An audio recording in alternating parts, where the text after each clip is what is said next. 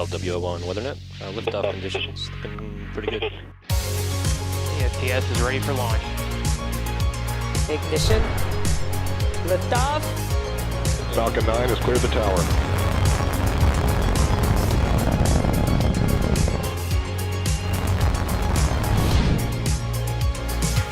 Ten, 9, 8, Side booster ignition. 6, 5, 4, 3, 2, 1.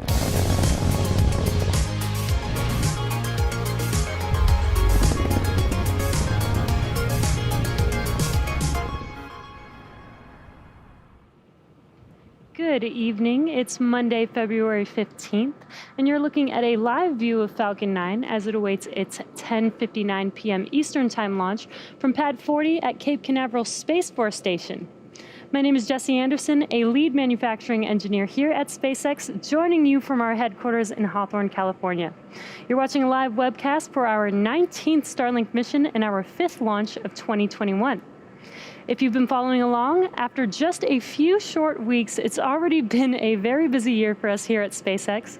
We've completed our second high-altitude flight test of a Starship prototype and also announced some really exciting news on our progress in human spaceflight. I'll share some of those highlights a bit later in the webcast.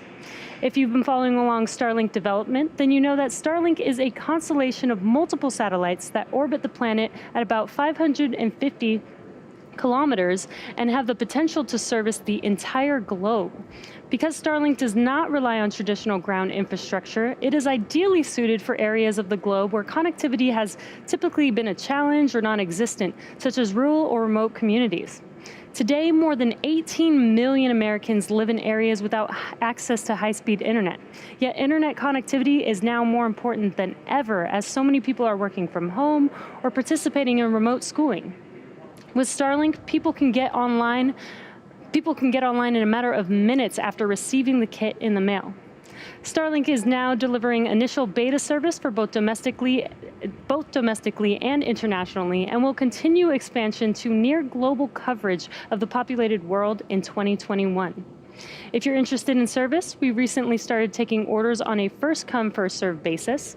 To reserve your spot in line, you can now put down a $99 deposit that's fully refundable. Head over to starlink.com for more information. With our team's go for launch, Falcon 9 started loading propellants at T-minus 35 minutes, and at T-minus 11 minutes, currently all systems are green for an on-time liftoff at 10:59 p.m. Eastern Time. With that, let's take a closer look at the rocket on your screen.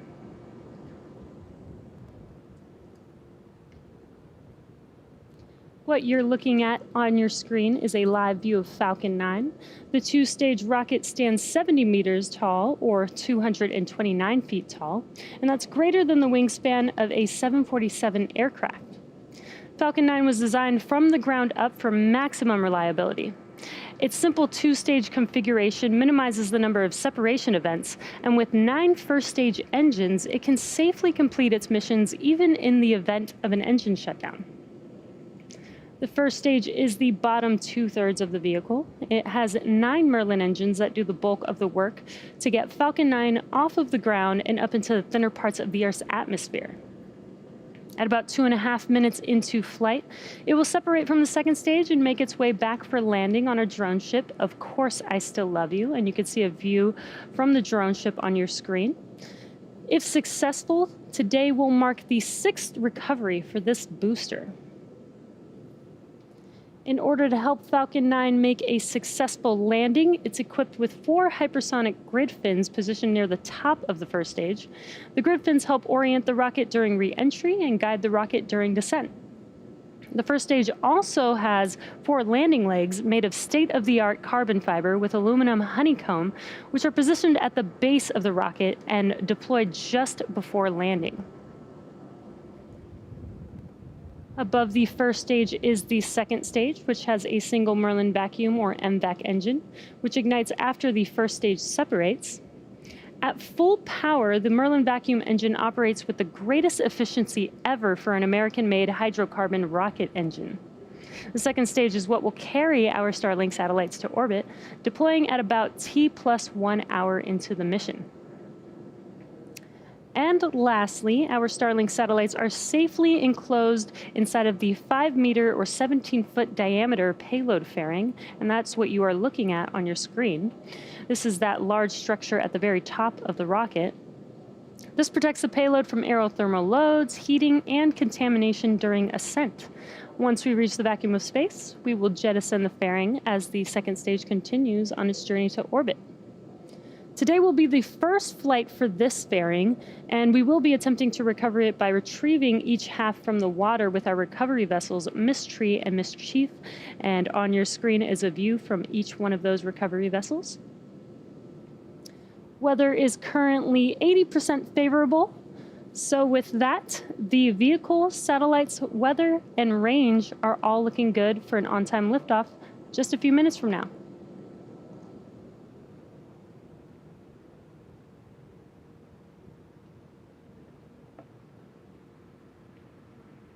As I mentioned earlier, it's been a busy few weeks here at SpaceX. Not only are we already on our 5th launch of the year, but we've made a lot of progress in the development of our human spaceflight programs. When SpaceX helped return human spaceflight to the United States last year with the launches of Demo 2 and Crew 1, it also helped pave the way for human spaceflight missions to become accessible to the general public. At the beginning of February, we announced the world's first all-commercial astronaut mission to orbit, targeted for no earlier than October of this year. The mission will be commanded by Jared Isaacman, the 37-year-old founder and chief executive officer of Shift4 Payments, and an accomplished pilot and adventurer. The mission is named Inspiration 4 because of the 4-person crew's mission to inspire support for St. Jude's Children's Research Hospital and send a humanitarian message of possibility. The 3 additional crew members, each selected from the general public, will be announced by the end of March. And in fact, if you'd like to be one of the crew members on board this mission, head over to inspiration4.com and donate to St. Jude's Children's Hospital. Everyone who donates has a chance to be selected, so you never know. The next person they announce as a crew member just might be you. Additionally, our customer Axiom Space also recently announced their first private crew who will fly on a Dragon mission to the International Space Station. Axiom has selected Michael Lopez Alegria, former NASA astronaut and Axiom vice president, to be spacecraft commander. He will be joined by Eitan Stiba, an impact investor and philanthropist, along with Larry Connor, a real estate and technology entrepreneur, and Mark Pathy, a Canadian investor and philanthropist. This launch is currently targeted for 2022 and will mark the first fully private human spaceflight to station. And the last highlight to share today involves the testing of our newest spacecraft, Starship. On Tuesday, February 2nd, Starship serial number 9, or SN9, completed SpaceX's second high-altitude flight test of a Starship prototype from our site in Cameron County, Texas. Serial number 9 successfully reached its apogee at 10 kilometers with the help of 3 Raptor engines and accomplished all of its intended milestones on ascent and descent. However, during the landing flip maneuver, one of the Raptor engines did not relight and caused serial number 9 to experience a RUD, or Rapid Unscheduled Disassembly. While it would have been great to land serial number 9, the testing campaign is the right place for a RUD. These test flights are meant to improve our understanding and development of Starship, and it's when things don't go as expected when you tend to learn the most. So from an engineering standpoint, every time we learn more than we knew before, the test is a success. And looks like we have pressure for strong back retract. The team is designing Starship to be able to carry both people and cargo on long-duration interplanetary flights. And we're hoping that one day Starship will help us return to the moon and allow humanity to travel to Mars and beyond. Stay tuned for the flight of serial number 9 in the weeks to come. Strong back retract has started.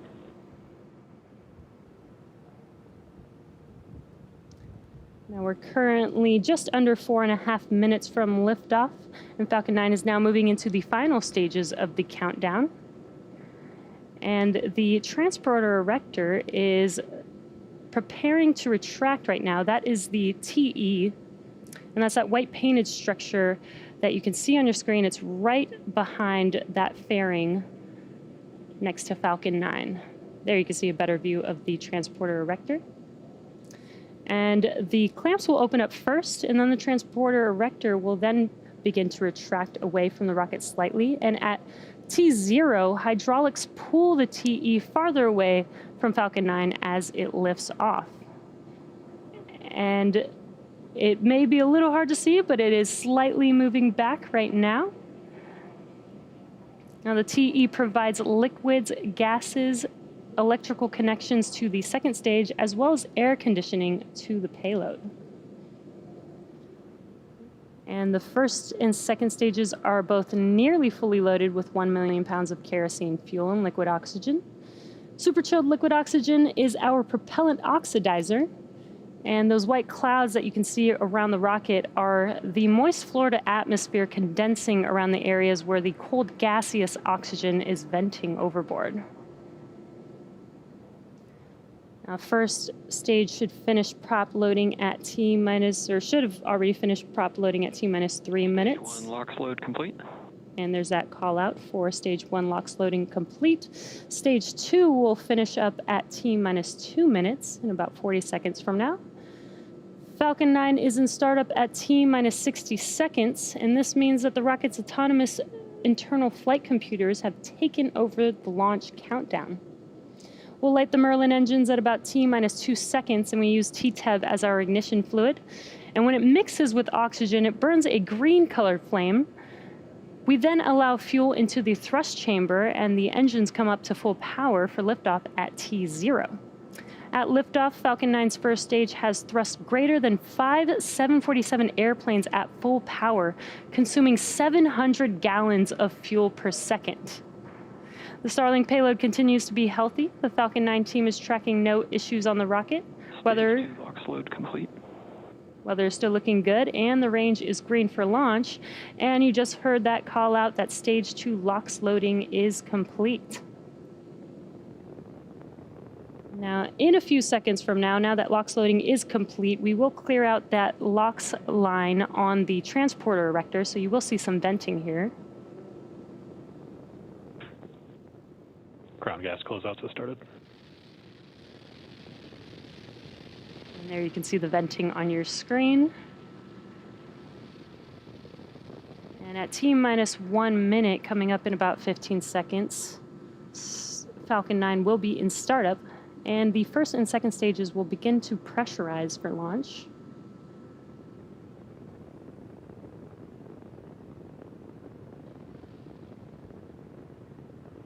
Falcon 9's in startup. There's that call out. Falcon 9 is in startup. Now we're waiting for the final go for launch in a few seconds here.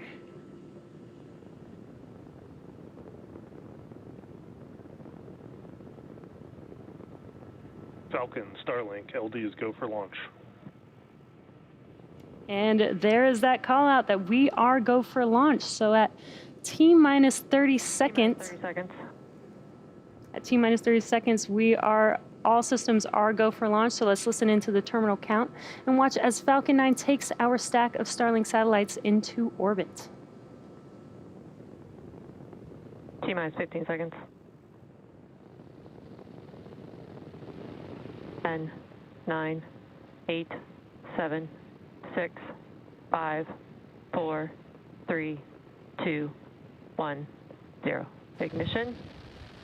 And liftoff.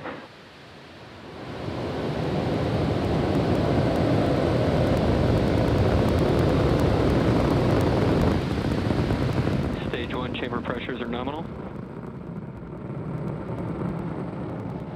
Vehicle is pitching downrange.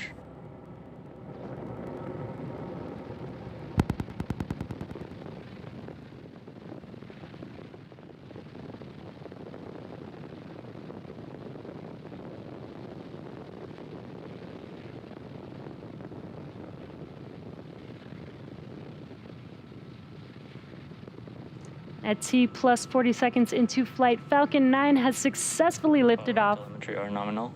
from Space Launch Complex 40 at Cape Canaveral Space Force Station, carrying our stack of Starlink satellites to orbit. Now we are throttling down that first stage in preparation for max Q. Max Q stands for, and there's that call out for max Q. This is the largest structural load that the vehicle sees. Now, coming up in about a minute, we'll have 3 events happening within seconds of each other. That'll be main engine cutoff, or MECO, stage separation, and SES-1, or second engine start 1. Now, MECO is where all 9 of the M1D engines shut down, and that slows the vehicle down in preparation. Vehicle is following a nominal trajectory. That slows the vehicle down in preparation for the second event, stage separation. MVAC engine chill has begun. And stage separation is where the first stage separates from the second stage. First stage will make its way back to Earth, while second stage continues on its journey with SES-1, or second engine start 1. And that's where we light up the MVAC engine, and it will propel the second stage along with the Starlink satellites to orbit. And we're just under 30 seconds away from those 3 events. Again, that is MECO, stage separation, and SES-1. We've got a really cool view of the first stage and those 9 Merlin 1D engines burning bright.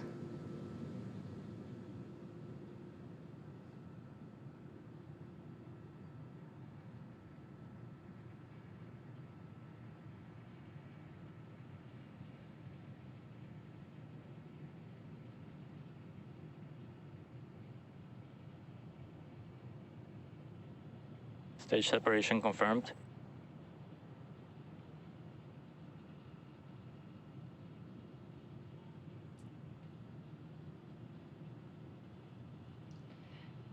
And there you saw MECO and stage separation. On your left-hand screen is the first stage, with the right-hand screen being the second stage. And you can see SES-1, that MVAC engine is now glowing bright red there.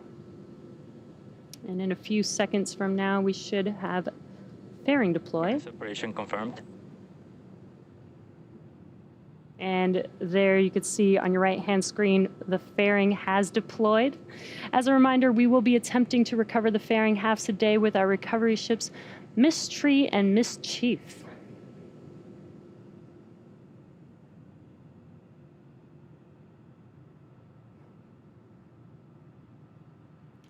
Now, as Stage 2 heads towards its targeted drop-off orbit, Stage 1 will execute 2 burns in order to make its way back to Earth. The first burn is the entry burn, and that's where 3 of the 9 Merlin 1D engines will reignite, and that'll help slow the vehicle down as it re-enters back into the Earth's atmosphere. The second burn for the first stage, second and final burn, is the landing burn. And this is where a single engine will reignite, and that slows the vehicle down rapidly in order to touch down on that drone ship. Again, we are attempting to land on Of Course I Still Love You, and this will be the 6th attempt for this booster. Acquisition of signal Bermuda. Now on your screen is a live view of that second stage. This is the Merlin vacuum engine. This engine has about 220,500 pounds of thrust in a vacuum.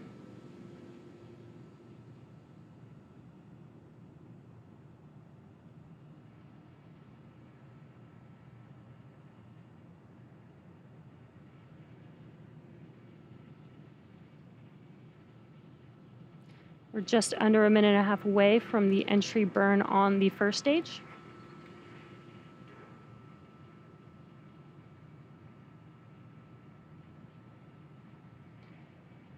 Again, the first stage will perform 2 burns.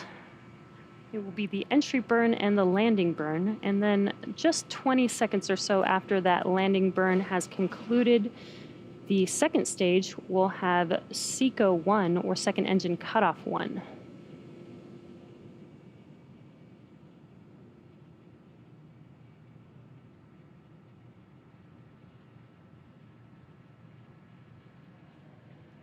Stage 2 is still on a nominal trajectory. This is carrying our Starlink satellites to their targeted orbit.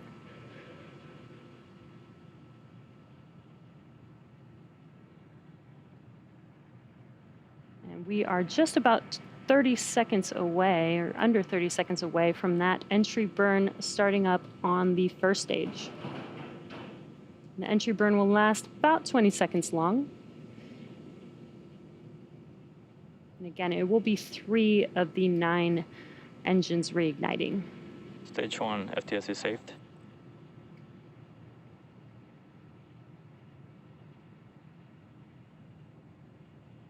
Stage 1 entry burn started. And there you can see on your left-hand screen as that view lights up, those 3 engines are burning bright, helping to slow the vehicle down as it enters back into the Earth's atmosphere.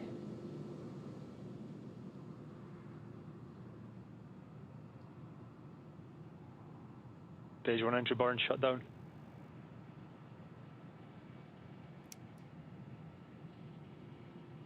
We did have a call out for entry burn conclusion.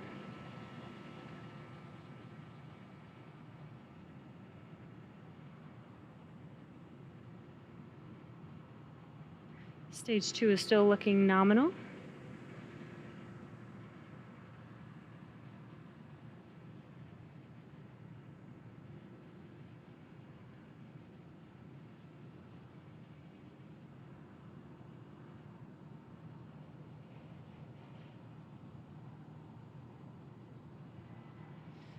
We're just under 30 seconds away from the landing burn beginning on the first stage.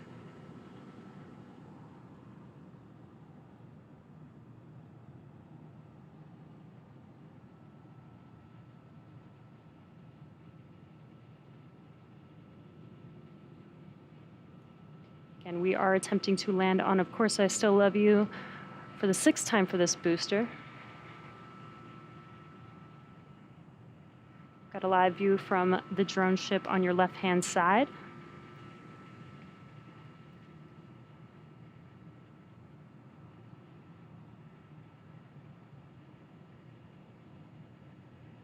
We did get a little bright glow, but no longer see a flame there.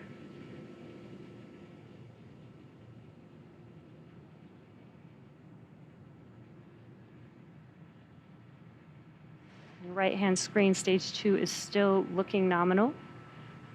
Stage 2 FTS is saved.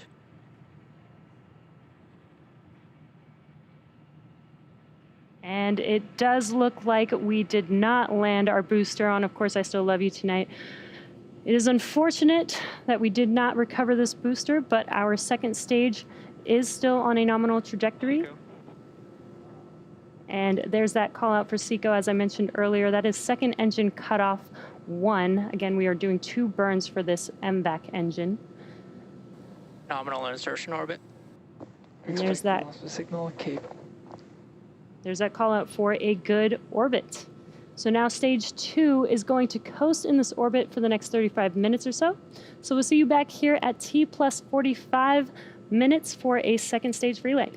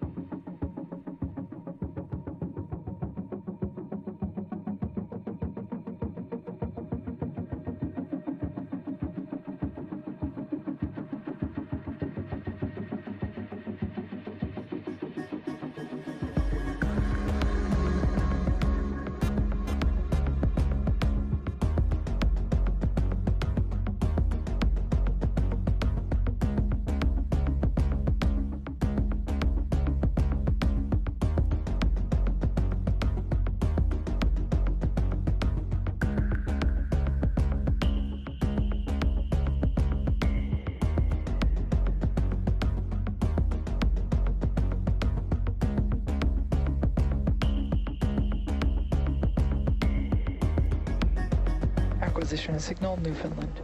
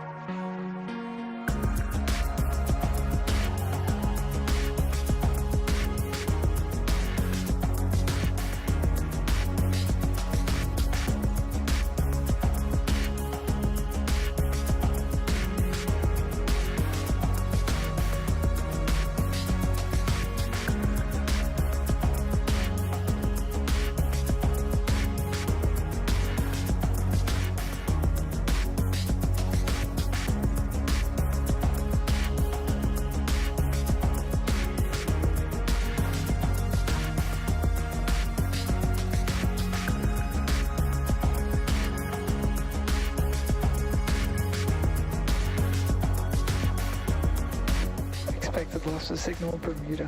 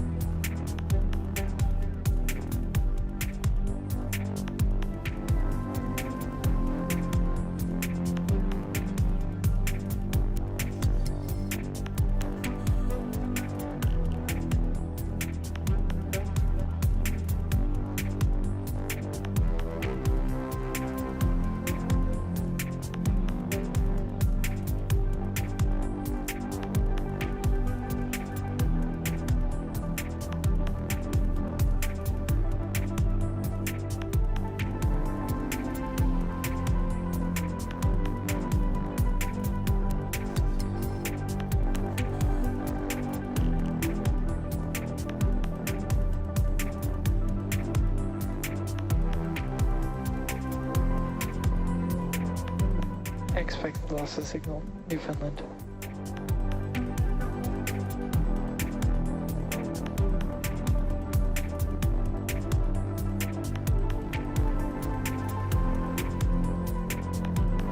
Acquisition of signal Goonhilly.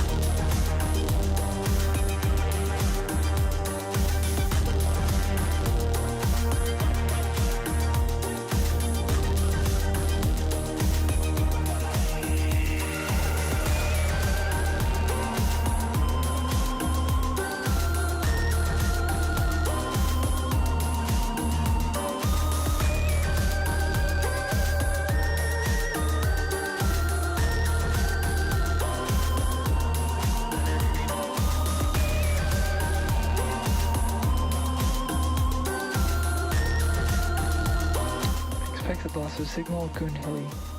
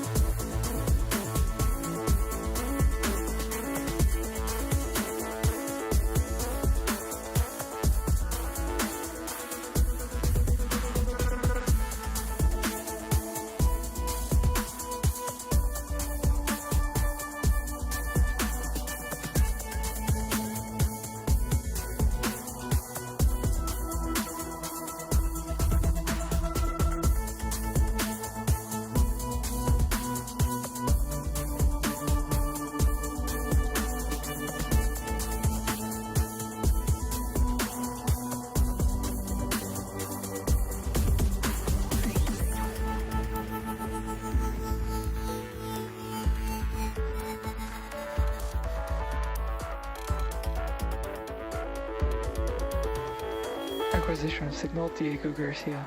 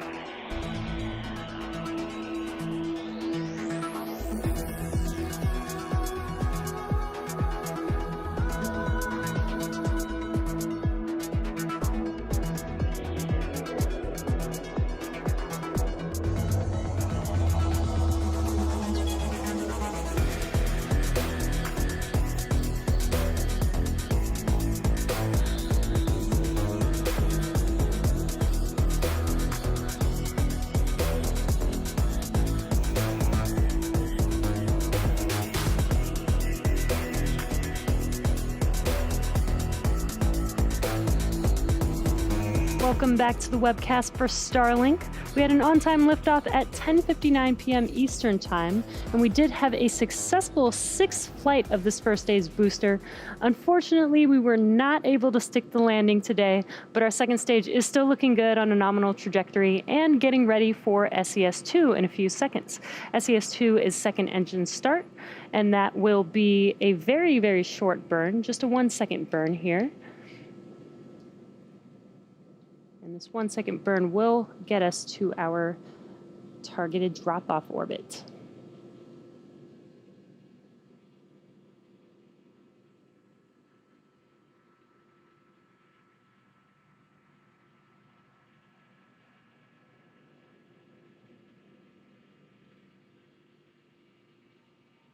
Invac ignition. And there you could see when we had a live view that very, very short burn. It did not look like much, but just that 1-second burn is Insertion.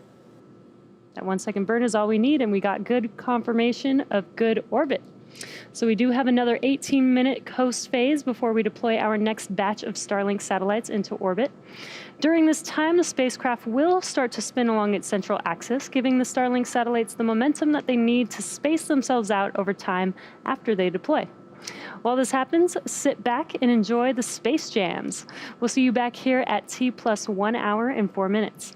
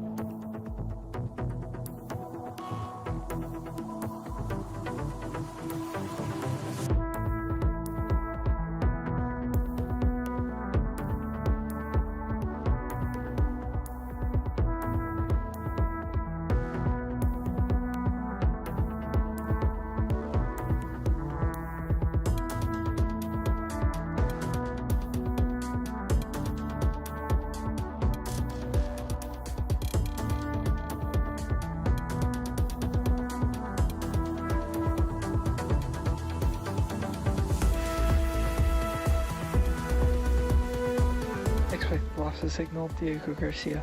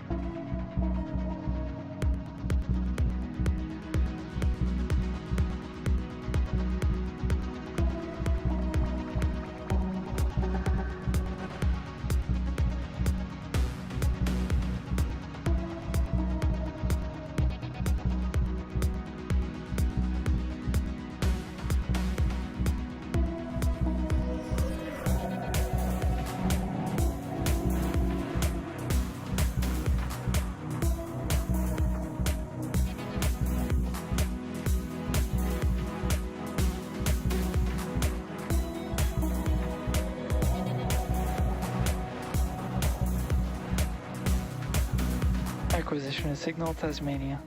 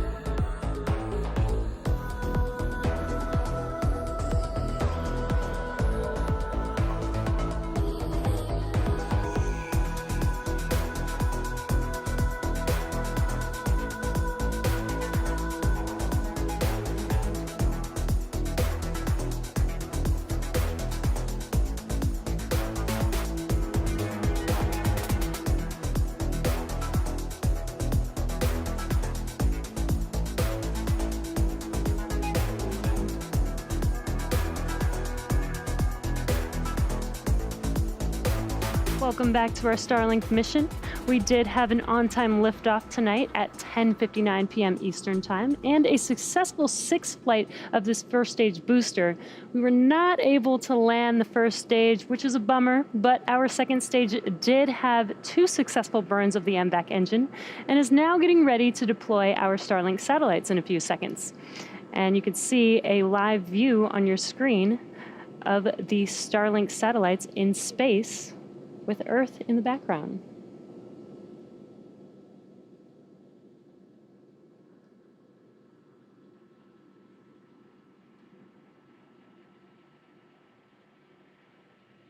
second stage did start to spin along its central axis to give the Starlink satellites the momentum they need to space themselves out. Starlink deploy confirmed.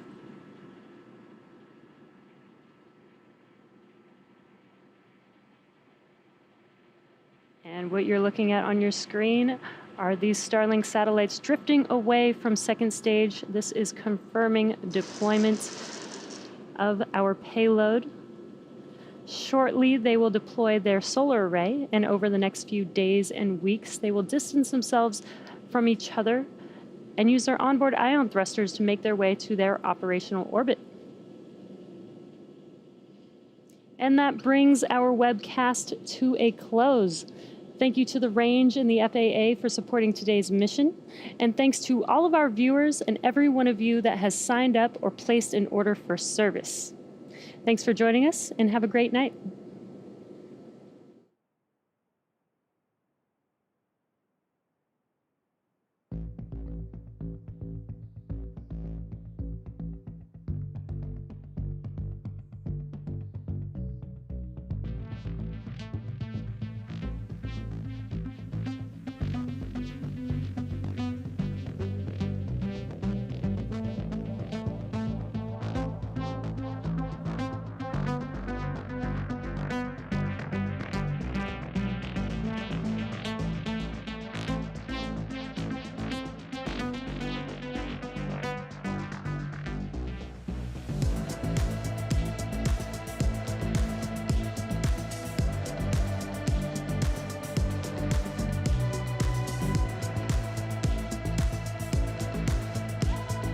Expected launch to signal Tasmania.